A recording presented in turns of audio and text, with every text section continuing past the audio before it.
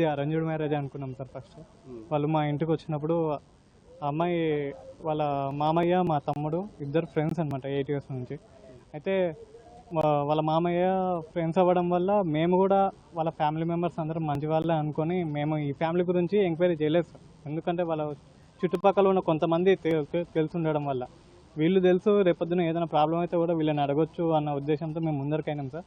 తర్వాత ఎంగేజ్మెంట్ అయిపోయింది. తర్వాత మ్యాచ్ కూడా ఫిక్స్ చేసుకున్నాం. అన్నీ ఫంక్షన్లు అన్నీ మాట్లాడుకున్న తర్వాత ఒక 5 days ఉండగా మ్యారేజ్కి ఈ అమ్మాయి కనబడతలేదు అని చెప్పి వాళ్ళ తల్లి నుంచి ఇన్ఫర్మేషన్ మా ఇంటికి వచ్చింది సార్. పోయిన ఇయర్ డిసెంబర్లో ఆ సంబంధం మా ఇంటికి వచ్చింది. అంతకుముందు జస్ట్ వాళ్ళ ఇంటికి వెళ్తుండే మా బ్రదరు ఎప్పుడో ఒకసారి ఫంక్షన్లు అవుతున్నప్పుడు. కాకపోతే వీళ్ళిద్దరి మధ్యన లవ్ ఉండింటే చక్కగా మా తమ్ముడు ఆ అమ్మాయిని తీసుకొచ్చి అమ్మాయి అంటే నాకు ఇష్టం అని చెప్పి ఇంట్లో చెప్పేవాడు. కాకపోతే ఈ ఫ్యామిలీ ముందరకై రాదు కదా అరేంజ్డ్ మ్యారేజ్ అని చెప్పి. మ్యారేజ్ అయిన రోజు నుంచి నేను ఇంట్లో లేను సార్, నేను బయటకు వచ్చేసిన. యాక్చువల్గా వాళ్ళ మ్యారేజ్ని నేను ఫస్ట్ నుంచి వ్యతిరేకిస్తూనే ఉన్నాను సార్. మ్యాచ్ క్యాన్సిల్ అయినప్పుడే నేను వారి గురించి ఎంక్వైరీ చేయడం స్టార్ట్ చేసిన. ఇట్లా సో వేరే వాళ్ళ నుంచి నాకు ఇట్లా కొన్ని సో మ్యాటర్లు తెలిసినాయి. వాటిని నేను ఇంకా కన్ఫర్మ్ చేసుకునే లోపే మా తమ్ముడు ఈ అమ్మాయిని మ్యారేజ్ చేసుకోవడం జరిగింది సార్. నేను అది అందుకే నేను ఇంటి నుంచి బయటకు వచ్చేసాను. ఏ రోజైతే ఆ అమ్మాయి అమ్మ నాన్నను మా తమ్ముడిని మంచిగా చూసుకుంటుంది అనే నమ్మకం నాకు వచ్చినప్పుడు నేను ఇంటికి వస్తున్నాను చెప్పి నేను బయట ఉన్నాను సార్. అయితే 17th నైట్ నాకు కాల్ వచ్చింది సార్, మీ తమ్ముడు కనబడట్లేదు అని చెప్పి. ఆ రోజు నేను ఇంటికి వచ్చాను సార్. తల్లిదండ్రులు చెప్పిన సంబంధం చేసుకోవడం తప్పు చేసిండా, లేకపోతే పిల్లాన్ని బాగా ప్రేమించి మంచి చూసుకోవడం ఆ తప్పు చేసిండా? ఏ తప్పు వల్ల మా బామ్మడిని ఇంత దారుణంగా చంపిండు సార్?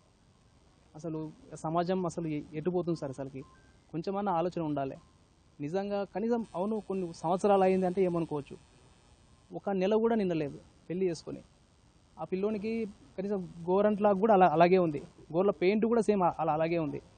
5 రోజుల తర్వాత మాకు కనిపించింది ఆ బాడీ. అసలు ఎంత దారుణంగా ఉందంటే చూడడానికి అసలు చూసి జీర్ణించుకోలేకపోతున్నాం మేము. మా తేజ వాళ్ళ ఇంట్లోనే ఉంది, వాళ్ళ అమ్మ తర్వాత అమ్మాయి ఇద్దరు వాళ్ళ ఇంట్లోనే ఉన్నారు సార్. ఎందుకు ఆ అమ్మాయి కనీసం భర్త పోయాడనే ఆలోచన కూడా లేకుండా జస్ట్ నార్మల్గా తిరుగుతుంది, జస్ట్ మామూలుగా జస్ట్ టీవీ చూస్తుంది, ఏమంటే ఫోన్ చూస్తుంది, ఏమంటే ఫోన్ మాడుతుంది, ఫోన్ చాటింగ్ చేస్తుంది. అసలు ఏంటి ఇంతకీ అమ్మాయి ఇలా బిహేవ్ చేస్తుంది అని మాకు అనుమానం వచ్చింది.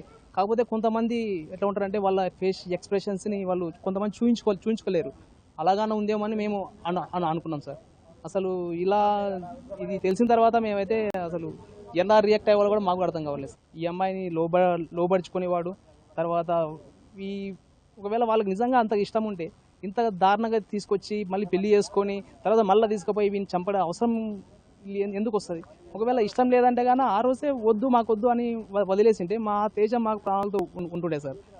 మాకైతే వీళ్ళ మీద అంటే ఫస్ట్ నుంచి అనుమానం ఉంది. కాకపోతే ఎందుకు అంత ముందుగా ప్రొసీడ్ అవుదామని మేము ఎప్పుడు ఓపెన్ కాలేదు. తర్వాత ఈరోజు మన ఎంక్వైరీలో తెలిసింది ఏమంటే వీళ్ళ ఈ అమ్మాయి వల్లనే, తర్వాత వాళ్ళ మేనేజర్ వల్లనే, తర్వాత వాళ్ళ అత్త వల్ల వీళ్ళ వాళ్ళకి కావాలని ట్రాప్ చేసి దూరంగా తీసుకెళ్ళి అంత దారుణంగా చంపి కనీసము బాడీని మొహం కూడా చూసుకోలేకుండా విధంగా ఉంది సార్. అసలుకి చూసి మేము తట్టుకోలేకపోతాం సార్. తెలుగు రాష్ట్రాలు అయినటువంటి ప్రభుత్వాలు కూడా ఇటువంటి విషయాల్లో కొద్దిగా కఠినమైన చర్యలు తీసుకోవాలి. వివాహ బంధం అనేది చాలా తూడుకుపోతుంది. అంటే కారణం నెల లోపలనే పిల్లలు ఇంత వడిగట్టడానికి కారణమైనటువంటి బ్యాంక్ మేనేజరు అక్రమ సంబంధమే ఈ బాబుకు హత్య దారి తీసింది అనేది పోలీసులు తెలుస్తున్నారు. ముఖ్యంగా దాదాపు పైన నెల 18నే బీచ్పల్లి దేవాలయంలో మ్యారేజ్ చేసుకున్నాడు.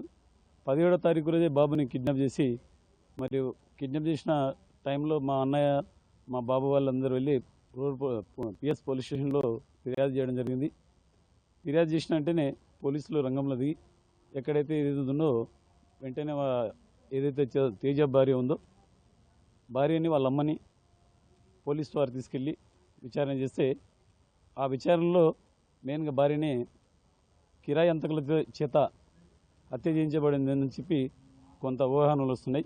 దాని పోలీసులు కూడా ఎటువంటి పరిస్థితుల్లో తెలుగు రాష్ట్రాల్లో ఉన్నటువంటి, ఎందుకంటే అటు తెలంగాణలో ఉన్నటువంటి అబ్బాయి, ఇక్కడ రైల్సీమలో ఉన్నటువంటి ఆంధ్రలో ఉన్న అమ్మాయి, ఈ విధంగా మరోసారి ఎవరికి ఇటువంటి జరగకుండా వీరిని వెంటనే న్యాయస్థానాలు కానీ మన ప్రభుత్వాలు కానీ కఠిన చర్య తీసుకొని ఏదైతే ఈ హత్య చేశారో ఆ నిందితులను వెంటనే ఉరిదీయాలని చెప్పి కూడా మేము డిమాండ్ చేస్తున్నాం. మరి 2-3 రోజుల్లో పోలీసు వారికి ముఖ్య విజ్ఞప్తి ఏంటంటే ఇటువంటి కేసులని భవిష్యత్తులో పునరావృతం కాకుండా ప్రభుత్వాలు కఠిన చర్యలు తీసుకోవాలని చెప్పి మా యొక్క బాబు తరఫున మేము అందరం డిమాండ్ చేస్తున్నాం.